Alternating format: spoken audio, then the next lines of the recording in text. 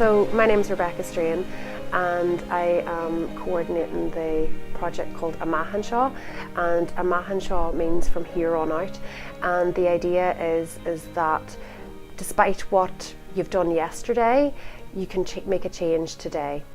So it was really great with the gathering.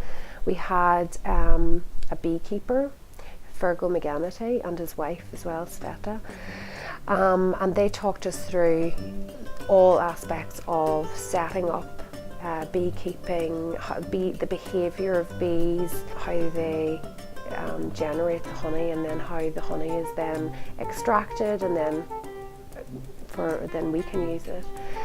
So that was a really interesting discussion, and the children really got to see, because Fergal is also a photographer, so he was able to take very good documentation of what was happening with all this process, and he was very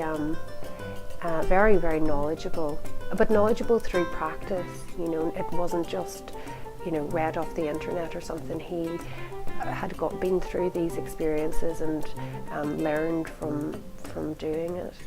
And then we moved on from Fergal. Then we came up to the potting shed where Amach Anseo are based.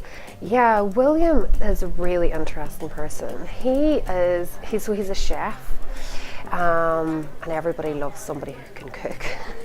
Because everybody loves to eat, and that was the whole kind of idea around the gathering event, that everybody has to eat at some point, and everybody knows whether they're good or not at cooking, that, you know, they have to cook. And I think a lot of people are quite open to learn new things about cooking and embrace new things in their cooking styles.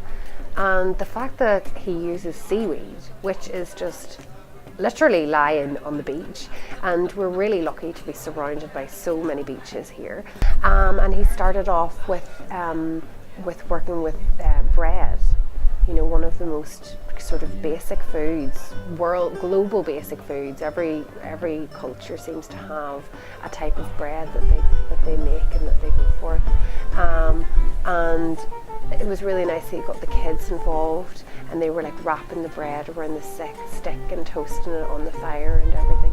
And then later on, after he'd done his demonstrations, he made a syrup out of meadowsweet, which is growing everywhere as well. And it tasted absolutely amazing. It was like just stunning. And so before we got into the whole potato thing, that's what we were eating in Ireland. We were eating mainly oats and seaweed and honey and milk. That was our kind of diet pre-potatoes. So I thought it was good to because everybody associates Ireland with potatoes with Ireland, but maybe people don't know what we ate before there was a potato, and that's a huge part of our heritage. Like, the really beautiful thing is that most of the things that were being used were familiar to everybody, but maybe they would not have thought that it could be something that could be eaten. And I suppose we just disregard what's growing in the hedgerows. You know, but I suppose there's that kind of problem that we don't know how to identify things, and we're maybe a bit worried about eating things that are growing naturally, but we're quite happy to go to the supermarket and pick something up in a plastic container and eat it, even though we've no idea where it came from. So I think that knowledge about our own natural resources and how we can use those is really important. And I think the visual impact of having a chef who, you know, was able to conjure up really the amazing, so tasty dishes out of the things that we could see just growing around us. So that was really inspiring, really, and I think a lot of people got a lot out of that. It could change people.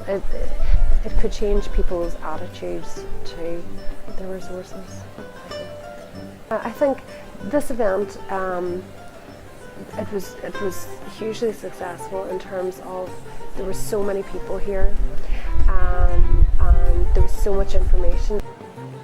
I think there's a lot of people locally who have a lot of local knowledge, and they would, given the opportunity, it would be really nice for them to share it.